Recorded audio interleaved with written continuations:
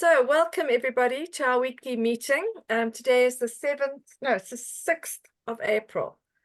It is my son Alistair's birthday tomorrow. And he's having his annual birthday party today. Please note my enthusiasm. You're welcome to come, Bob. If you're needing a bit of lightening up of the mood, 1 o'clock, when it will be pouring with rain, absolutely pouring, with 20 young people somewhere or other trying to braai. Anyway, the joys of life. And so I hope you all had a happy Easter last weekend. And I know Saturday came around very quickly, and I thought, oh, no meeting today, and got on with the weekend. I hope it was a joyful one for all of you. And then, so here we are going now, I think, Andre, we could say into the next quarter of the year. Yeah, And so. Judging on what the first quarter has been like, I think we need to hang on tight, because it's been an interesting start to 2024. And then this week's the things coming through on the WhatsApp group were so interesting. I just thought, when Andre and I were talking about today, let's do a little bit of a review. But most of our focus this morning is going to be on that question that Hermine put up about on conversation starters. But before we get to that, I just thought, just want to say thank you so much, Bob, for your reply. I need to go and listen to this Chris van Tilliken again. As Hermine said, and I say thank you, Hermine, so much for sharing that with us. Any of these sort of things are so important for all of us.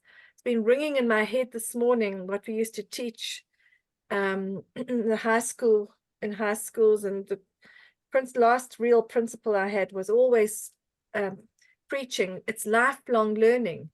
And I think that's also, that sort of came back strongly to me this morning, that we just all got to keep on learning in this world that is changing so dramatically. And so the reality of the ultra-processed food, which we all are aware of, just really hit me between the eyes. And so, Bob, your reply was, it gives a lot of credence to why Neolife supplements can be such a valuable addition for most people. If we look at how many foods we buy with ingredient labels on, can give a good measure of how much refined food is being consumed. Unless we are able to get proper, real, organic foods, we are often not getting enough of the nutrients we need for good health. And I'm going to save that, Bob. Thank you. It sums up why for me personally, why I'm in this business, why I continue to use the products, and why I continue to love learning more and more as we go along. And yes, as you said, the prices are hectic at times, but when we start working it out at the end of the day, it's a good insurance policy as well. Are there any more comments anyone would like to make about the harsh reality of ultra-processed foods?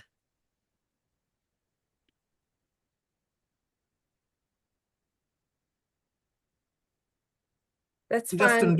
I just endorse what Bob said. And, it's quite nice just for all of us to have I'll call it a quote, a comment made by someone else. And, we can say, this is a comment from Bob Hammond, or whatever he would prefer us to call him in this context, who is a qualified whatever you are. So tell us what it is. It gives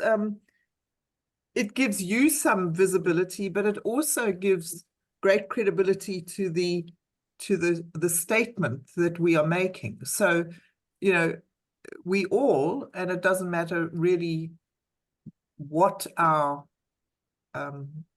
qualifications are, benefit by having someone endorse what it is you're saying, someone with other qualifications or better qualifications or whatever, to endorse what you're saying, because then it's a new voice. And, you know, there's that saying that it's very hard to be a prophet in your own land, because people think, well, who do you think you are? You know, why should I believe you? You're just the neighbor's kid, or, you know, whatever it is.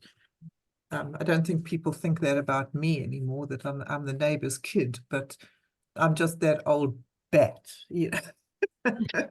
Nonsense. So anyway, Nonsense. so please, Bob, just in the WhatsApp, just write down the title that you use in your professional capacity. Thank you. Thank you so much, Andre. That is a really excellent suggestion. And thank you, Bob, if you can do that. We would really, really appreciate that. And as Andre said, it will be good for your visibility as well. All right, so I'm going to just my only little anecdote that comes back to mind is back to our beloved Marion Merrill. And as I was in the early days in my normal cooking, I would often use a packet of packet soup. And she was quite she told you exactly what she thought about things like packet soup, if you remember clearly. I know, Meryl, you and Andre are laughing. And I never bought another packet soup again. And I would spend, and I need to go back next time, Rob, you need to do this as well. I replaced mushroom packet soups for various recipes with the next best thing, which was tinned. And then spend time looking at those tins of mushroom soup. It was always a mushroom soup. And in fact, in many times in recent years, I've actually made my own mushroom soup from mushrooms and frozen it. So I don't even have to use the tinned one, but it all takes time and effort. And but if you check those tins carefully, you can actually find some that have almost no preservatives in them, or from what they are allowed, that whatever they're doing legally. But we know that this is also an area which is very under laws passed for, whatever the word is. So we'll move on. If anybody else has anything to say on that. Then the next thing that came up on the Saturday, on the week group, right, we went through month end, and I made my phone transition. It's good to see that so many products are back in stock. If we watch the troubles going on in the Northern Hemisphere, we are being affected with products not getting through necessarily, but you know, we can always make a plan where we can. And then Andre, on Wednesday, out of the blue, you put up some conversation starters for us. We do appreciate these things so much. And should I just read through some of them? My original plan was to get this job and become rich. This isn't working out the way I thought it would. What about it? What about you? Easy for our prospects to relate to this. Just hold on. Rob's going to go and deal with it. Sorry, the nearly 22-year-old is locked out of the house. He sleeps outside now. I'm collecting ideas on how to retire. Got any? Our prospects won't have ideas, so they will ask what we have collected so far. The third one, this morning I figured out that I have 5,000, this is terrible, 339 more days of sitting in traffic, waiting to come to work and waiting to come home. I want to do something different with my life. What about you? Frustration can be motivating. So we're going to just, for the rest of this meeting, talk about the conversation starters and deal with your question, Hermine, that came up next. Love the first one, but how do you go on from there and get someone to join? So anybody want to say anything at this point? Andre, I can give you answers if you like at this point, because you said, ask if they've considered anything else. tell them what you've decided to add to your current activities. If I send you some information, would you be able to take a look and tell me what you think? Send information and see if they are interested.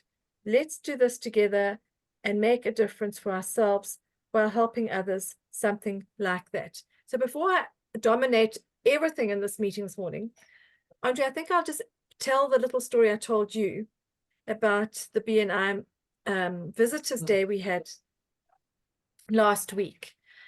And if for those of you who don't know about BNI, if you join a BNI group, you automatically eventually get pulled into the management of that group.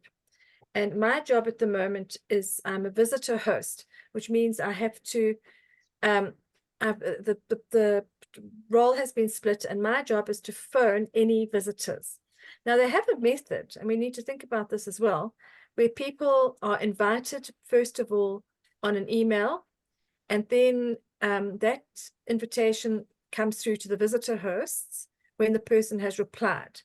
So just let's think about the kind of the method they're using. So it's an invitation on an email. Then they get an email reply. Thank you. We're looking forward to meeting you. Here are the details of the meeting.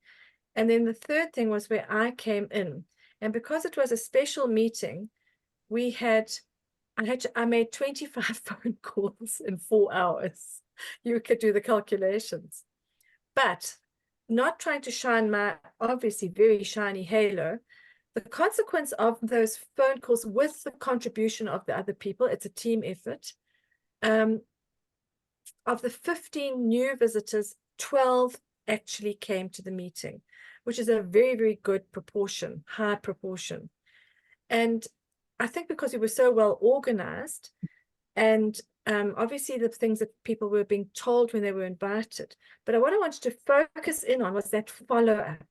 It was the follow-up, because most of the people that I phoned hadn't opened the email, had forgotten, couldn't remember the address. Oh, what is this thing?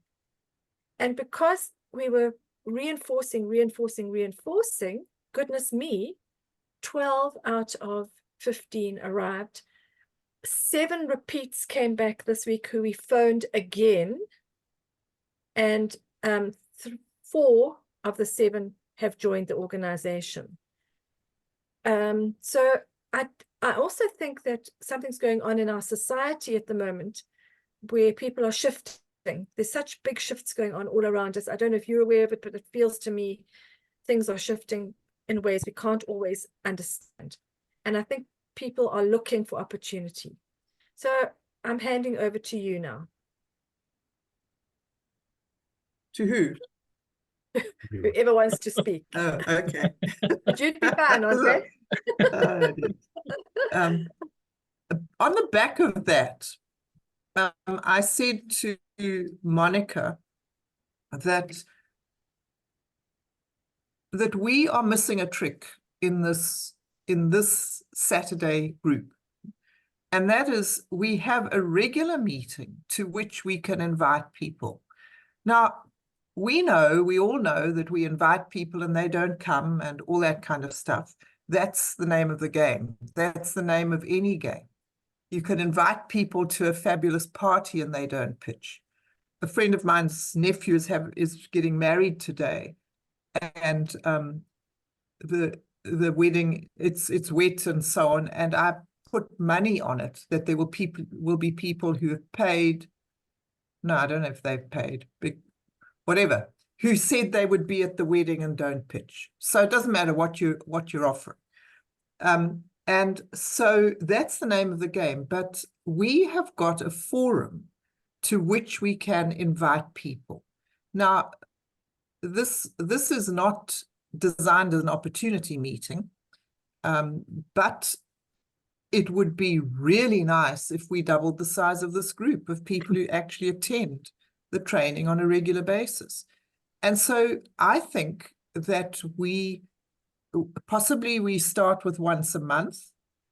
We choose which Saturday of the month and we make that fixed, so it's the 3rd Saturday or whatever, so we don't wonder, is it this Saturday or next Saturday or whatever. And we invite people to come And we do the follow-up, as Monica suggested, where we make the invitation. Let's say we get a, I'll think about it, or, you know, not a blanket no. And we go back to them and say, we're looking forward to meeting you. I've got some good colleagues and friends who will be there. We are working together as a team, supporting each other and making a difference.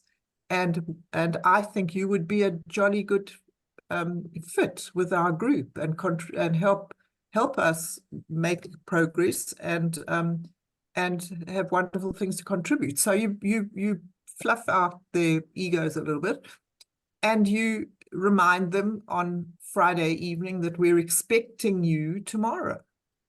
Now, even then, some people will not arrive, and they will have a valid excuse, or they will have a really spurious excuse, or they will make one up, like, I couldn't connect, the power is off. Now, that may be true, and it may very well not be, but it doesn't matter. And we say, no worries, I will let you know when the next one is happening, something like that.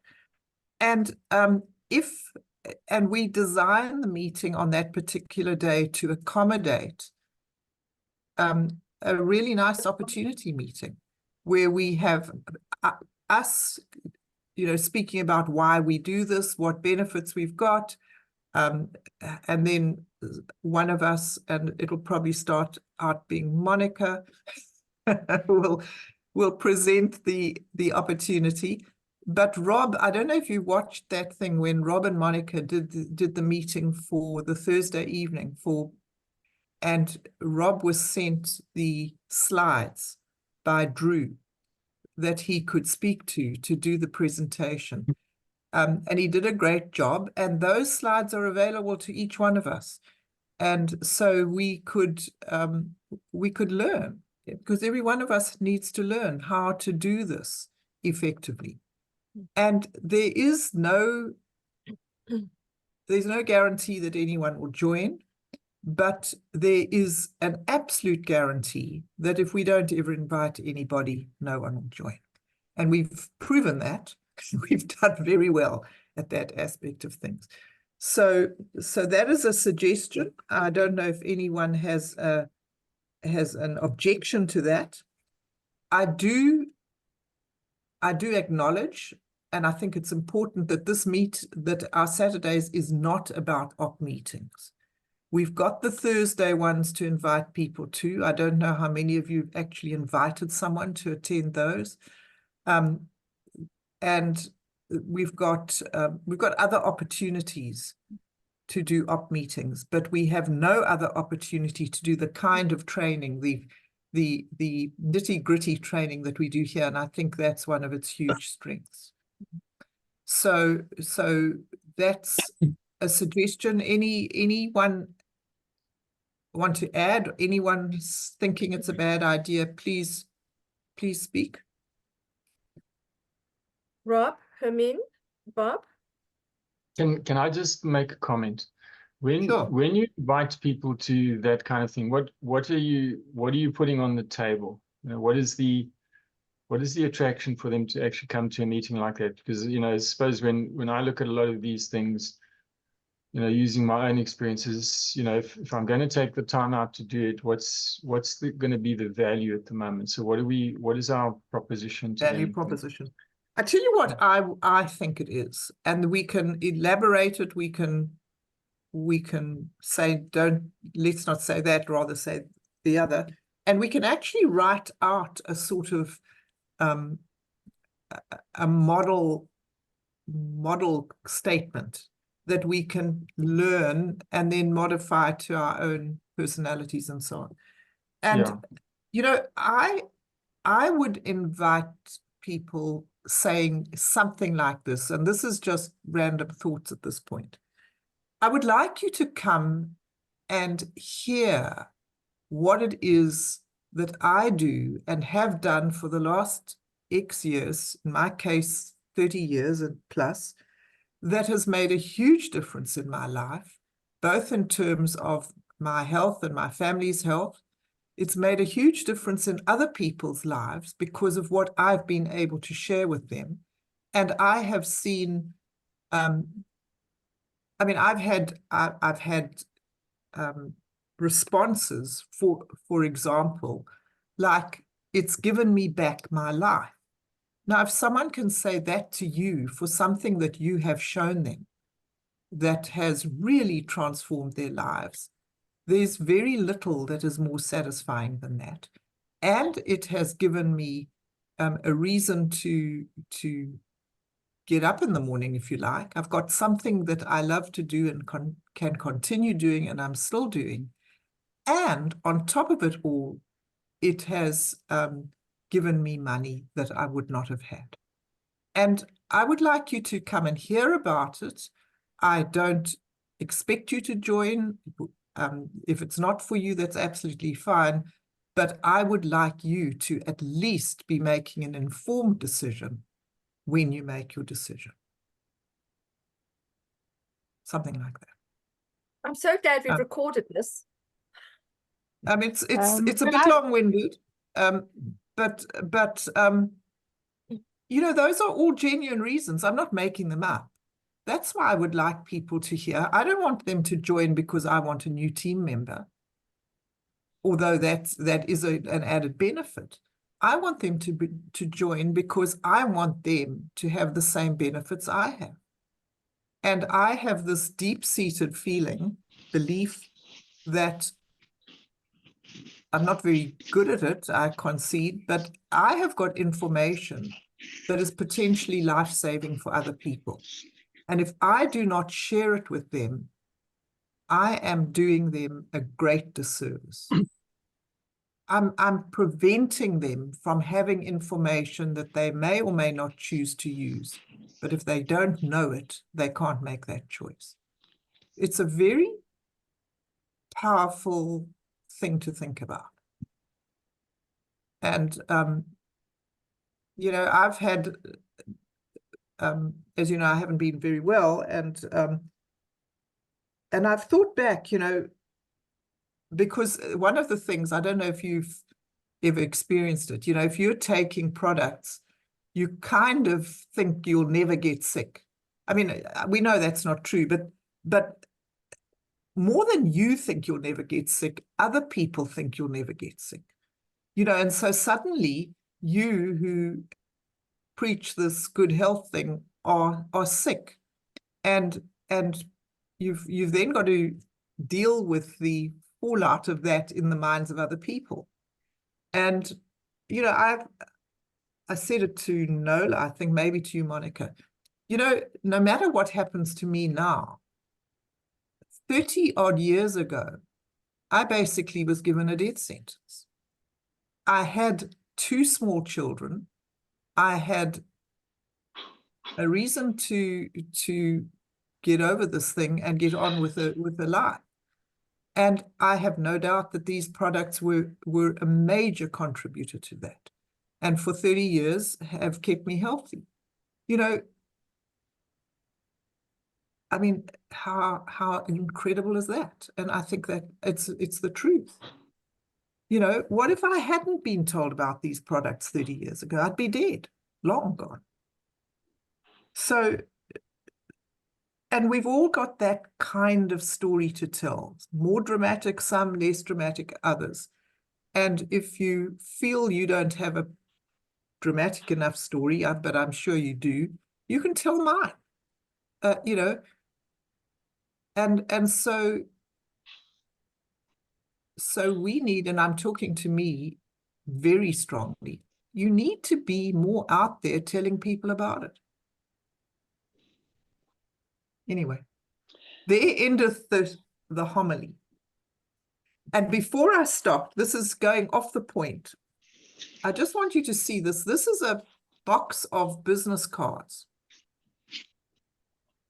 They're very attractive, aren't they? Lovely business cards. The only problem is that they're out of date because we've moved, the addresses have changed and all that jazz. So I'm using them as bookmarks and grocery lists and so on the back. But what a waste. So what I just want to remind you of is what Charlie Bolton does. Charlie Bolton has business cards with him all the time. And if he engages with someone like a waiter or a garage attendant or anybody that he feels he would like to possibly have a conversation with about joining the business, he hands that person a business card and he says something to that person like, you know, you've got such an outgoing, friendly, positive personality. I might have something that you can do to earn some extra money using that attribute of yours. Here's my card. If you are interested, get back to me. And most people don't. But let's say it's 1 out of 20. And this looks like, I don't know, 200 useless business cards.